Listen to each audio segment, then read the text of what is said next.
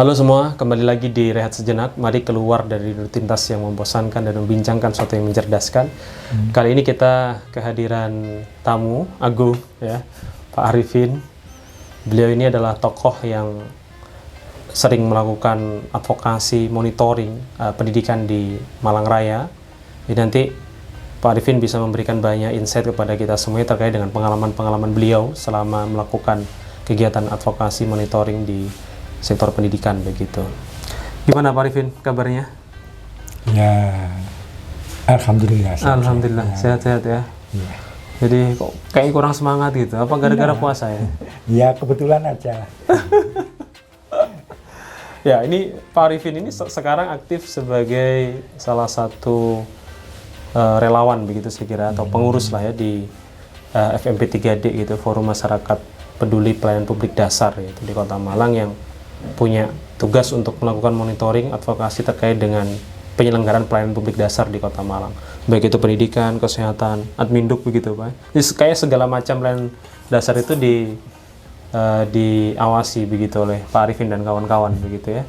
Cuman sebelum FMP 3D itu kan memang ada ini Pak ya, Forum Masyarakat Peduli Pendidikan ya, FMPP ya. Dan ya, FMPP itu juga lahir juga karena ada keresahan ya Pak Arifin ya, terkait dengan penyelenggaraan pendidikan di Kota Malang. Nah, sebenarnya yang menarik adalah bagaimana ceritanya Pak Arifin kok bisa join atau bisa gabung di FMPP gitu ya.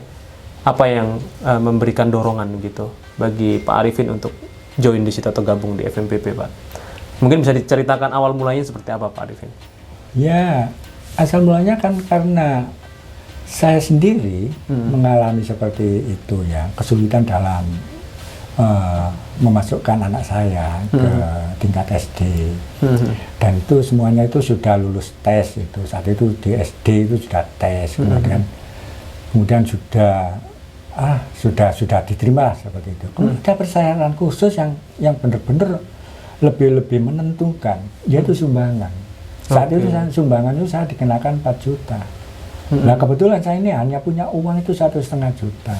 Kemudian tidak bisa diterima gara-gara perkara itu tadi. Padahal udah lulus semua ya? Sudah. Tesnya udah lulus semua, tapi terganjal gara-gara harus membayar uang sekian itu ya. Setelah itu? Kemudian pindah lagi ke sekolah yang lain. Juga begitu. Itu tambah. Dulu aja Pak, sumbangannya 5 juta. Sekarang kok ya 1,5 juta sama apa ya? Tapi itu sekolahnya sekolah negeri Pak ya? Negeri. Bertaraf internasional kan? Dulu ya, dulu masih ada internasional, sekarang di Gunung Kandang itu loh ya. Terus akhirnya 2 tempat itu sudah buntu semuanya. Akhirnya saya dengan ibunya itu ke Dinas Pendidikan di Jalan Veteran itu, ketemu Pak Sofwan itu, kemudian jadi rame di sana itu. Akhirnya sampai masuk ke media, nggak tahu siapa yang ke wartawan. Saya nggak pernah menghubungi wartawan di sana itu banyak seperti itu kelihatannya. Kemudian tahu-tahunya besok ramai di media itu gitu loh. Kemudian saya dipanggil dituduh kenapa kok gini aja masuk ke media gitu ya, sama kepala sekolah di Gunung Kandang itu yang bertaraf internasional itu gitu.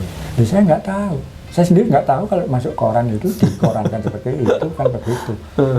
Kemudian langsung sama yang saat itu kepala sekolahnya Pak Abri itu, sudah Ibu, anaknya besok sudah dijamin masuk sini. Gitu. Sudah nggak usah diperpanjang soalannya. Itu kalau nggak rame ya tetap nggak bisa masuk Pak ya? Mungkin seperti itu, kan begitu. Kenyataannya saya dengan ketidaksengajaan nggak tahu wartawannya kok seperti itu. Saya tanya ibunya itu di sana di itu juga begitu, cuma banyak yang tanya gitu loh. Seperti anak-anak remaja-remaja, nggak tahunya itu kelihatannya itu adalah wartawan kan gitu. Kemudian yang bersambut berarti ya? Iya. Terus? Kemudian ada orang MJW saat itu namanya Umar itu. Apa MJW itu? MJW itu ya semacam lembaga NGO. NGO. Iya. Apa sih NGO itu? Non-government organization. Itu yang konsen kegiatan anti korup itu seperti itu. Kemudian diwawancarai, diajak ke kantornya itu, kemudian terus dikenalkan MJW itu apa, kemudian kok ya cocok seperti itu. Gitu. Terus banyak yang ngadu-ngadu itu, terus Akhirnya kami gabung jadi apa ya? Jadi masuk di situ, dan di situ diceritani aturan-aturan tentang pendidikannya. Gimana kan kaget loh. Padahal aturan tahun 2003 itu seperti itu, pendidikan itu seperti itu. Undang-undang ini ya, undang-undang Sidiknas ya. Sidiknas, ya. Kalau nggak salah sampai sekarang belum dicabut itu. Belum, Ya, betul. seperti itu. Nah, sejak itu kemudian ya kok cocok gitu loh. Terus ada orang-orang yang menurut saya kok senasib segitu. Akhirnya berusaha dari saya bisa mendampingi anak saya sendiri maupun bisa berbuat untuk orang lain itu ya, yang sama-sama kesulitan dalam memperoleh pendidikan itu. Akhirnya gabung di MJW itu. Di MJW banyak teman-teman, banyak aduan-aduan di sana itu. Kemudian kami orang tua semuanya itu di sana itu diberi semacam apa ya, pengetahuan tentang aturan-aturan tentang pendidikan. Gitu. Itu tahun berapa Pak itu Pak? Sekitar tahun 2007. 2007. Iya. Udah lama banget Pak. 2008 itu ya. Ya lama toh. Lama. Tapi kalau ya memang lama. Tapi sampai sekarang kadang-kadang ya begitu. Ya. Di dunia pendidikan itu memang apa ya? Untuk masuk aja itu katanya bangkunya anunya itu terbatas sehingga ada seleksi. Sebenarnya saya tidak setuju. Mencari ilmu untuk anak bangsa, untuk anak didik, kok diseleksi seperti itu? Ya ketang-ketang semuanya itu mau sekolah. Seperti itu harusnya negara kan begitu. Betul. Kenapa nggak diperbanyak gedungnya? Kan seperti itu. Jadi kayak gimana ya? Saya sulit untuk bisa menerima itu ya. Jadi sekolah itu kan sebenarnya tidak hanya memintarkan orang yang sudah pintar gitu, kan begitu ya, tapi memintarkan siswa yang belum tahu, kan begitu kan. Jadi nggak perlu ada seleksi dan lain sebagainya gitu ya, kira-kira ya. Kan seperti itu loh pendidikan dasar itu ya. Seperti itu. Kalau memang di tingkat-tingkat perguruan tinggi dah itu gitu kan ya memper aja orang nggak mampu karena itu dasar gitu. Kok sudah seperti itu sulitnya gitu. Lo maunya dibawa kemana negara ini kan seperti itu. Nah sekarang kita balik lagi tuh. Nanti kita bahas lebih jauh soal bagaimana penyelenggaraan pendidikan. Nah setelah bertemu dengan MCW begitu ya, kemudian juga diajari oleh teman-teman MCW terkait dengan bagaimana aturan-aturan pendidikan. Setelah itu apa langsung dibentuk Pak Forum Masyarakat Peduli Pendidikan atau bagaimana tuh Pak prosesnya itu Pak? Ya itu kan karena banyak orang yang sama senasib seperti ya. Akhirnya semuanya itu merasa aduh ya banyak orang lain yang seperti saya ini. Akhirnya kita ini muncul dengan ide sendiri. Mengusulkan pada MCW gimana kalau kita ini dibentuk semacam relawan ya. Relawan yang apa ya? Yang fokus begitu ya, fokus di awal soal pendidikan. Tentang pendidikan itu tanpa dibayar sepeser pun, gratis, tanpa begitu. Ingin berbuat untuk yang lain begitu. Karena keberhasilan saya, keberhasilan kita ini tidak cukup ini tok, yang lain masih banyak yang saat penerimaan siswa itu masih apa ya kececer-kececer macam-macam yang nggak punya channel, nggak punya saudara, jadi ya di pinggir sekolah itu kayak lencu gitu. Saya tanya gitu, saya nggak diterima Pak, lu kenapa? Nggak tahu, sumbangannya segini begitu gitu. Dulu tuh seperti itu, memang begitu. Iya. Itu dulu pertama kali yang menjadi koordinatornya siapa Pak? FMPP itu Pak? Saat itu Pak Suefendi. Itu pertama kali Pak Suefendi ya, almarhum ya? Ya, FMPP itu. Kemudian jadi FM3D. Oh, itu komandan perang itu kayaknya. Almarhum Pak Suefendi. Dan Bu Susi, istri saya itu. Almarhum Bu Susi juga. Ya. Terus setelah almarhum Bu Susi? Balik lagi kayaknya ke Pak Sueb ya? Iya. Iya. Tapi menarik tadi gini Pak ya, bahwa ide FMPP itu muncul bukan dari MJW ya, bukan dari Malang Corruption Watch begitu, tapi muncul dari keresahan masyarakat untuk... Iya, keresahan keinginan masyarakat itu sendiri. Cuma masyarakat ini, ya kan begitu. MJW kan cuma apa ya? Fasilitator begitu ya? Gudang aturan yang tahu. Loh Pak, pendidikan sebenarnya itu, ini loh Pak aturannya itu. Harusnya tanpa dipungut, tanpa ini nggak bisa gitu. Masuk SD itu nggak pakai tes, nggak ada. Aturannya seperti itu. Jadi berdasarkan lokasi. Kalau sekolahnya di sini, yang terdekat ini yang diterima lebih dulu. Harusnya seperti zonasi itu. Ya, aturan zonasi ya. Begitu zonasi itu. Dulu sudah begitu.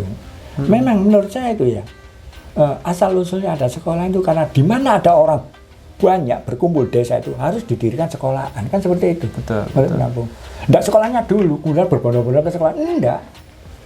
Sebelum sejarah kan sebelum ada sekolahan itu kan ya ada masyarakat berkumpul kan seperti itu. Di situ supaya anaknya itu terdidik semuanya didirikan, kewajiban negara itu mendirikan sekolahan. Sekolah. Jangan dicarikan apa ya sandang pangan seperti itu, enggak bisa toh. Oke. Itu. Jadi makin menarik nih pembahasannya nih Pak Arifin. ya iya toh. Nah sekarang ini jujur aja, se-Indonesia ini loh, ini menengah ke atas sama menengah ke bawah kehidupannya itu. Kalau kita nggak berpihak pada orang-orang yang menengah ke bawah, ya bagaimana negara ini cepat apa ya? Cepat maju ya. Cepat maju sejahtera lain kan seperti itu. Kalau menurut Pak Arifin nih Pak, dari selama melakukan monitoring advokasi pendidikan ya, kita spesifik bicara pendidikan. Sebenarnya kalau kita mau klasifikasi begitu Pak, ada banyak kan ya persoalan-persoalan di sektor pendidikan itu ya. Itu kira-kira apa saja sebenarnya Pak yang perlu untuk segera diselesaikan itu di sektor pendidikan menurut Pak Arifin itu? Pertama apa menurut Pak Arifin? Figur seorang pendidik. Apa? Figur seorang pendidik. Figur seorang pendidik. Gimana itu maksudnya itu Pak Arifin? Harus punya jiwa-jiwa mendidik gitu loh. Bukan main proyek gitu ya. Jadi tugasnya itu mentransfer ilmu. Gitu. Proyek ini adalah pemerintah daerah. Oke. Orang pemerintah. Jadi kan fokus jadi pendidik gitu ya. Iya kan seperti itu. Gak usah mikir gamping pasir, gak usah mikir seperti itu. Jadi gimana anak-anak bisa apa ya menerima pengetahuan ini dengan baik. Jadi lulusannya itu bukan lulusan gitu. Yang kedua, selain soal figur pendidik apa Pak? Fasilitas. Kenapa dengan fasilitas Pak? Harus memadai kan seperti itu. Berarti kondisi hari ini belum memadai ya? Kenyataannya semuanya itu yang mendaftar itu misalkan 1.000 ya. Sekarang ini ya yang di Malang ini ya. Itu ya lulusan sekolah dasar itu ya. Itu kalau nggak salah itu seingat saya itu sekitar 14.000. Sedangkan daya tampungnya 7.000 berapa itu untuk SD. Separuh berarti ya? Iya untuk SD. Terus separuhnya kemana Pak? Itu yang disuruh ke swasta kan seperti itu. Oke. Padahal setiap image-nya setiap orang tua murid itu ya di swasta itu mahal, lebih mahal kan itu. Kenapa kok ke sekolah dasar negeri? Ini menganggap bahwa negeri, kata negeri ini semuanya itu ya gratis lah dalam tanda kutip ya. Itu lebih murah seperti itu kan begitu. Nah, saya sama teman-teman ini ya boleh ke swasta, tapi swasta itu ya apa ya? Kerangka swasta itu ini tapi kegiatannya semuanya itu seperti negeri. Standarnya sama lah ya. Iya, standarnya sama negeri kan begitu. Kalaupun misalnya ada swasta ya, swasta juga harus dapat subsidi lah dari pemerintah kan begitu kan, baik itu dari Bosnas maupun Bosda begitu bagi kita Pak ya. Iya, harus sama dengan negeri. Sehingga tidak membebani wali murid ketika meskipun keterima di swasta. Di swasta itu siapa yang sekolah? Kan sama. anak didik yang usia 7 sampai 15 tahun. Lah kemudian haknya untuk seperti yang di negeri, kalau di swasta nggak sama, berarti kan mencuri hak. Mencuri hak, betul. Ya kalau hak yang diberikan itu keringanan, nggak apa-apa. Lah itu haknya itu lebih berat daripada yang di negeri. Itu kan yang apa ya, yang tidak terpikirkan oleh mereka itu Bang. Mesti aja, mahal ini swasta. Lah terus haknya yang dilindungi undang-undang itu. Sing 7 sampai 15 tahun itu. Berarti anak yang di dalam swasta sama negeri itu tidak sama haknya. Soal haknya kan begitu. Betul. Nggak tahu apa memang pura-pura nggak tahu, apa memang dibuat tidak tahu. Kan seperti itu. Tapi kalau di kota Malang sendiri ada nggak misalnya upaya pemerintah daerah untuk menambah fasilitas itu Pak? Kalau sepengetahuan Pak Arifin ya dari monitoring yang telah dilakukan.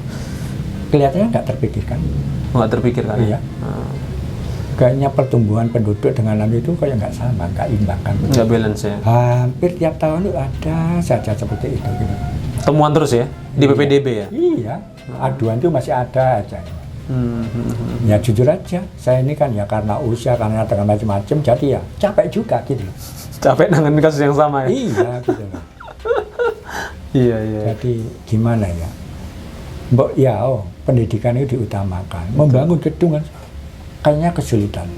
Tapi membuat jalan seperti di kayu tangan macam mercusuar itu seperti itu. Katanya untuk apa ya? Tapi di sisi lain pendidikannya belum terurus secara baik begitu ya. Masalah ekonominya itu juga punya harapan besar katanya. Yang suka dengan itu. Tapi tidak menutup kemungkinan yang di pinggiran-pinggiran seperti apa, kan seperti itu. Ya. Udahlah, kita itu yang kedua nih. Yang ketiga, yang pertama tadi kan figur pendidik, yang kedua fasilitas pendidikan. Yang ketiga, apa masalah yang harus segera diselesaikan, Pak? Masalah pendukungnya komite sekolah. Komite sekolah. Nah, kenapa ya dengan komite sekolah ini? Harus dipindah. Atau komite sekolah itu apa dulu, Pak? Mungkin banyak juga yang belum tahu itu, Pak. Apa komite sekolah itu? Komite sekolah itu adalah perwakilan wali murid. Gitu loh. Jadi, yang diakui ya? Yang diakui, kedudukannya itu semacam mitra dengan sekolahan itu. Kedudukan sama. Bukan bawaan. Kan ada paguyupan, ada komite sekolah, ada sekolah kan begitu ya? Iya. Nah, paguyupan ini masih ada nggak, Pak, sebenarnya sampai sekarang ini, Pak? Atau sebenarnya ini organisasi apa sebenarnya? Dibolehkan nggak oleh negara ini sebenarnya paguyupan ini? Gimana ya saya ngomong ya? Paguyupan itu nggak ada aturannya. Yang membuat aturannya siapa? Yang melindungi paguyupan itu siapa? Berarti memang paguyupan itu ilegal, Pak ya? Yang nggak ilegal adalah komite sekolah gitu kira-kira ya. Karena sekarang saya dengar tuh masih banyak, Pak, paguyupan di sekolah-sekolah itu. Asalnya itu ya, itu dijadikan paguyupan. Itu semacam ya beberapa kelompok manusia-manusia yang apa ya? Yang banyak waktu di situ. Wali murid gitulah kira-kira. Wali murid kan manusia. Itu yang di situ ya, yang nongkrong di situ, mau pulang kayak ogah-ogahan, akhirnya di situ itu sama sekolah dimanfaatkan, jadilah paguyuban. Artinya untuk kalau ada kesulitan siswa, entah pulpennya ketinggalan, entah bukunya ketinggalan, ini bisa mengorganisir untuk pengadaan seperti itu secara data seperti itu. Bukan paguyuban itu resmi yang sama-sama hampir sama seperti komite sekolah, bahkan melebihi komite sekolah, kegiatan macam-macam, tidak seperti itu. Sekarang kita balik, Pak, soal komite sekolah. Tadi problem soal komite sekolah. Ada apa sebenarnya dengan komite sekolah, Pak Arifin? Komite sekolah ini masih banyak yang tidak kurang dipahamkan tentang tugas dan fungsinya. Nah, apa tugas dan fungsinya ini? Ya, tugas fungsinya ya pertama kali ya membantu sekolah dalam meningkatkan mutu layanan. Bukan mutu pendidikan loh ya. Mutu pendidikan kan ya tanggung jawab bersama antara utamanya dari pendidik itu. Layanannya itu. Layanannya. Kan seperti itu. Gitu loh. Jangan ada anak itu mendapatkan layanan yang tidak sama. Yang kebetulan anaknya orang mampu, dan ini semacam yang tidak ini mendapat bisa setara lah ya. Seperti itu. Kemudian menyusun rencana kegiatan itu. Berarti kaitannya dengan RAPBS. Ya, seperti itu. RAPBS sekolah ya. Iya. Terus yang terakhir itu tugasnya itu apa? Membantu wali murid untuk keluhan-keluhan wali murid sampai kepada sekolah. Jadi menampung aspirasi, menyampaikan aspirasi wali murid. Lah komite sekolah itu yang milih siapa? Bupati, bukan kepala sekolah, bukan. Wali murid ini memilih pilihan seperti pemilu gitu. Jadilah wakil saya. Jadi bukan kehebatan saya yang diwakili, tapi kekurangan ketidakmampuan saya ini disampaikan kepada sekolah.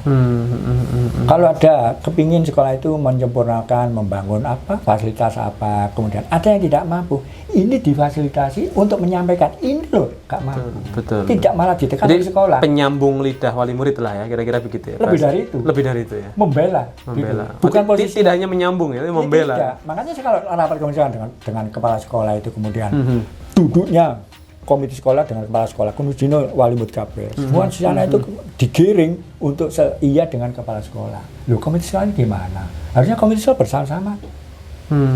Menggambarkan dengan bukan malah condong kepada kepala sekolahnya ya. Iya, gitu loh. Ngawasi juga harusnya. Tugas itu ngawasi jalannya pendidikan sekolahan. Jadi sekarang itu kondisinya komite sekolah itu masih belum terlalu paham atau belum paham lah ya terkait dengan tugas dan fungsinya sebagai komite sekolah begitu. Belum paham dan tidak dipahamkan. Nah, tugas siapa itu untuk memahamkan? Ya, yang pemerintah daerah dalam hal ini dinas pendidikan toh. Dinas pendidikan. Kalau komite sekolah itu. Ada ini, Pak, Dewan Pendidikan juga itu gimana tuh? Itu ya tugasnya itu membantu wali kota dalam soal pendidikan itu. Jadi wali kota itu dapat masukan dari Dewan Pendidikan. Dewan Pendidikan. Tapi Dewan Pendidikan punya tanggung jawab Pak untuk mencerdaskan komite komite sekolah. sekolah. Itu sifatnya koordinasi aja. Koordinasi. Itu aja menurut saya nggak pas. Kalau ada keinginan komite sekolah itu sudah melakukan dengan sekolah itu harus dengan sepengetahuan dewan. Kok seperti di apa ya? Dikendalikan kan begitu. Jadi kita yang diharapkan aktif untuk berkomunikasi kalau setiap ada kegiatan-kegiatan peningkatan mutu pendidikan. Kok tidak dewan pendidikan terjun langsung ke komite sekolah. Jadi jemput bola ya? Bukan. Apa? Lebih dari jemput bola. Apa itu lebih dari jemput bola? Ya memposisikan dia di atas. Gitu. Oke. Kalau dulu kan ya zaman dulu ya. Zaman cerita kenapa kerusuhan itu seorang pemimpin itu harus turun ke lapangan. Iya, bukan harus yang di bawah ini yang benar-benar harus sowan gitu ya. Iya, kaosem itu sudah. Iya. Ya itu berarti pemimpin yang benar itu seperti itu. Oke, itu persoalan yang ketiga, Pak ya. Jadi tadi soal figur pendidik, fasilitas, komite sekolah. Ada masalah lain nggak, Pak, yang harus diselesaikan atau yang memang selama ini selalu muncul gitu, selalu diadukan oleh warga itu, Pak? Misalnya soal apa, Pak? Pungli mungkin ada nggak, Pak? Problem soal pungli itu yang kira-kira masih masif nggak, Pak, ya, terjadi di pendidikan di Kota Malang ini, Pak? Atau di Malang Raya secara umum begitu, Pak? Kalau pungli itu ya resminya itu tidak ada. Karena semua sudah paham untuk tidak dibenarkan bahwa pungutan liar itu ada di mana-mana itu. Gitu. Cuma sekarang ini kemasannya itu loh, sumbangan, infak. Oke. Coba. Infak, tapi infak itu ditentukan, dianukan kan begitu, tidak boleh kan itu. Kalau sumbangan, itu kan orang yang nyumbang. Iya. Tangannya yang di atas, bukan ini yang di atas menentukan kan begitu. Secara aturan sumbangan boleh, Pak ya, tetapi seringkali sumbangan itu disalahgunakan. Iya. Ya, nama sumbangan disalahgunakan begitu. Jangan sampai sumbangan ini mempengaruhi dari kegiatan anak didik itu tadi. Kalau sumbangan ini menentukan itu ya berarti sumbangan yang besar kan begitu. Yang mendapatkan fasilitas pendidikan yang lebih kan begitu. Ya. Menarik.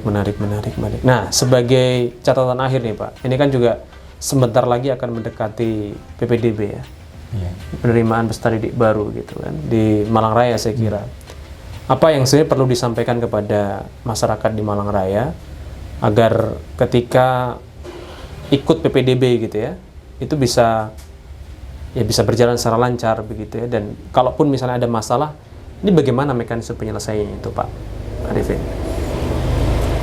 Ya, dibuat semacam apa ya, kotak aduan secara langsung kepada kepala dinas atau kepada pimpinan yang terkait dengan pendidikan itu. Tidak ditangani oleh apa ya, bawahan-bawahannya, stafnya yang di bawah itu yang menimbulkan masalah kan begitu. Yang sering saya dampingi tadi, kepala sekolah kadang-kadang tidak tahu. Pernah di SD ini juga begitu, kepala sekolahnya tidak tahu, gitu aja kok ngajak Pak Arifin, kenapa? Terus saya tanya wali kelasnya untuk bisa dikonfrontir, katanya wali kelasnya nggak masuk. Itu 2 kali seperti itu. Tapi seringkali temuan PPDB itu apa aja, Pak Arifin? Temuan yang sering ditemukan oleh FMP 3D lah ya sekarang. Apa aja itu kira-kira? Ya sementara ini ya memang itu tadi perbedaan yang tempatnya jauh. Oke. Kadang di luar soal zonasi kota, ya yang masih belum bisa mengakomodir seluruh. Kemudian yang dekat dengan tempat pendidikan, dengan sekolah itu sendiri tidak diterima. Banyak hal, banyak alasan kan begitu. Kalau yang soal misalnya bayar lagi itu masih ada nggak, Pak? Misalnya tadi yang cerita awal Pak Arifin tadi itu yang pernah dimintain sumbangan itu masih ada nggak, Pak? Kalau sumbangan itu ya yang masih ada itu ya sukarela kan. Sukarela. Nggak tahu ya, tanpa begitu itu kok ya nggak enak kalau nggak menggugah masyarakat untuk mendidik sodako, mendidik apa ya, gampang bersedekah macam-macam kan begitu. Tapi kayak larangan-larangan, Pak ya, misalnya sekolah itu nggak boleh apa aja sih, Pak? Boleh nggak misalnya sekolah itu menjual seragam? Boleh? Tidak boleh. Nggak boleh. Tidak boleh. Menjual buku tulis? Tidak boleh. Nggak boleh. Tidak boleh. Terus apalagi tuh? Menjual apa kebutuhan siswa yang lain juga nggak boleh ya? Boleh. Kemudian kursus mendidik anak didiknya sendiri itu nggak boleh gitu. Jadi karena semua sudah ada anggarannya Iya, sendiri gitu ya. iya, kan Termasuk kalau ekstrakurikuler gimana tuh Pak? Ekstrakurikuler itu kan di luar sekolah itu. Sekolah berarti nggak apa-apa ya ada itu ya. Ya, itu Tapi sifatnya tidak memaksa Pak ya? tidak memberatkan, tidak memaksakan seperti itu. Makanya dulu ada istilah subsidi silang. Gaya bahasanya kan seperti itu. Jadi yang kaya itu ya silakan dengan membantu yang sumbangan yang tidak mampu bagus, gitu ya. sesuai dengan kalau gajah nyumbang gajah, kalau semut nyumbang semut, seperti itu loh. Bahasanya seperti itu. Gotong royong berarti. Seperti itu. Nah, di samping itu kan ada semacam kepedulian yang mendidik kebaikan lah seperti itu. Tapi kenyataannya ya kadang-kadang tidak seperti itu prakteknya. Oke. Disamakan. Sip gitu. Pak, sebagai penutup Pak di pembicaraan atau di obrolan kita kali ini, apa sebenarnya pesan yang ingin disampaikan Pak Arifin kepada publik ya di Malang Raya itu, terutama terkait dengan pendidikan ini? Iya, mudah-mudahan publik ini mau belajar tentang aturan-aturan pendidikan supaya semuanya itu pintar, tahu mana haknya dan mana kewajibannya. Sementara ini kacamata saya, bukan saya ini terlalu membela dari orang. Memang kan bukan terlalu membela, memang saya bela. Karena yang jelas yang saya paham bahwa dia itu punya hak untuk belajar gitu. Saya harapkan jadi sosialisasi, menginterkan terutama warga masyarakat tentang kewajiban warga negara untuk tentang pendidikan maupun haknya harus disampaikan sepenuhnya. Tugas-tugas komite sekolah itu apa sebenarnya kan begitu. Kalau ini sebenarnya jalan, sekolah itu akan ringan. Sudahlah, nggak usah muluk-muluk membangun yang besar demi untuk apa yang kan begitu. Kemudian harus ada semacam untuk pendidik guru ya. Guru itu harus ada kalau ada guru berhasil bagus, kebetulan semua guru itu baik ya. Cuma ada yang plus kan seperti itu. Yang plus ini taruh di pinggiran kota. Taruh di sekolah yang notabene ya katakanlah masih belum terurus lah ya. Kok gak enak ngomong itu kan itu. Supaya apa? Kalau sudah yang sergap ya, guru yang sergap atau yang punya benar-benar gitu ya, ditarik gitu. Nanti perkembangan pendidikan akan sama. Bisa gitu, ya. Beriringan bersama lah ya. Sementara ini kacamata saya sendiri itu guru yang prestasi mendapat reward katanya kan seperti itu. Nggak tahu reward itu apa, buruan atau gimana. Nah, itu ditaruh di tengah kota, di sekolah yang bagus, kemudian ada guru yang diam. Jadi guru-guru bagus berkumpul jadi satu. Ini kan menurut saya kan kurang efektif. Oke. Kenapa nggak dipencar-pencar gini aja? Demi apa? Ya demi pendidikan maju secara bersama-sama kan seperti itu. Nah, jadi dipahamkan, Pak kan harus memang kalau sudah berjuang seperti itu kan harus dikasih reward. Tanamkan pada seorang pendidik bahwa lillahi ta'ala saya mengerjakan ini ya, mengerjakan di tengah kota yang anaknya itu sudah bagus, orang kaya semuanya, lokasi maupun fasilitasnya banyak, itu wajar. Itu harus ditanamkan bahwa ditemukan di mana-mana itu ikhlas, kemudian benar-benar berjuang untuk memajukan, menyamakan dengan yang lain. Kan daya pikir anak didik itu kan nggak sama. Betul. Tapi kalau anak yang, mohon maaf ya, kalau bodohnya itu benar-benar nggak karuan, kemudian bisa jadi ini kan ya bagus, ini sudah berhasil. Harusnya merasa ada satu kebahagiaan. Itu harus ditanamkan dari seorang pendidik kepala dinas kepada stafnya yang kebetulan yang mendidik di bawah itu kan begitu. Itu tanamkan begitu. Apa ya bahasanya itu ben-benan loh.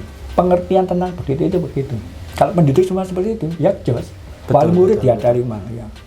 Itu menarik Pak Arifin ya pembahasannya ini. Cuma nanti saya mohon izin Pak Arifin ya, kalau misalnya nanti ada masyarakat di Malang Raya yang ingin berkomunikasi lebih lanjut dengan Pak Arifin, misalnya sharing, berdiskusi tentang pendidikan, atau mengadu soal pendidikan, nanti bisa menghubungi oleh Pak Arifin, nanti saya akan letakkan di kolom deskripsi.